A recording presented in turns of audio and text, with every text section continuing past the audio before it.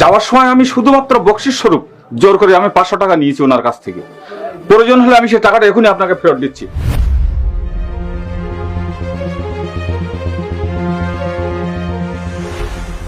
সে কখন থেকে, আরে কি ব্যাপার, তোমার আমি বাড়িতে খুঁজে পাইতেছি না, ফোন দিতেছি বারবার, আমার ফোনটা কাইটে দিতেছো।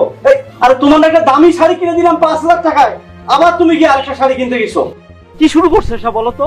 শোনো, আমি কেনাকাটা করতে যাই নাই, আমাদের কাছ থেকে শাড়ির দাম অনেক বেশি রেখেছে। তার মানে কি? হ্যাঁ, আমার বান্ধবী আসছিল, ও এই শাড়ি কিনেছে 1700 টাকা দিয়ে, আর আমাদের কাছ থেকে রেখেছে 4700 টাকা। দেখছো এই দুনিয়াটা না চিটার বাটপাত দিয়ে একদম ভরে গেছে। ওই দোকানদার একটা চিটার, একটা ফ্রড। চলো ওরা এক্ষুনি পুলিশে দিব, আসো আসো আসো। দাঁড়াও, আর কত মিথ্যা কথা বলবা? চিট তো ওই দোকানদার করে নাই, তুমি করেছো।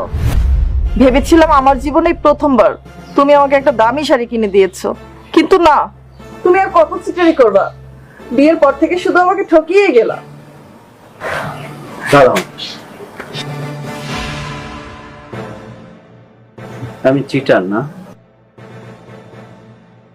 বৃষ্টি, তুমি কি একবারও কখনো ভাবার চেষ্টা করেছো যে আমি কয় টাকা বা বেতন পাই? আমি তো মাত্র 15,000 টাকা একটা চাকরি করি, সেই বেতন থেকে খাওয়া দাওয়া দিয়ে আমি আসলে কোনো টাকা রাখতে পারি না। কারণ আমারও তো ইচ্ছা করে যে আমার স্ত্রীকে আমি একটু ভালো শাড়ি দেই, একটু গহনা দেই, বাইরে ঘুরতে নিয়ে যাই। আসলে আমি যদি চেষ্টা করি আমি অনেক টাকা আয় করতে পারি, কারণ আমার অফিসে এরকম দুর্নীতি করার অনেক সুযোগ আছে। কিন্তু আমি সৎ পথে থাকতে চাই, কারণ একটা হিসাব তো উপরে দিতে হবে। তাই আমি যেটুকুই পারি সৎভাবে চলার চেষ্টা করি। এই জন্য বৃষ্টি, আমি তোমাকে ভালো কিছু দিতে পারি না, আর আমি তোমাকে ভালো কিছু দিতেও পারবো না হয়তো, কারণ আমি সারা জীবন সততার সাথে চলতে চাই।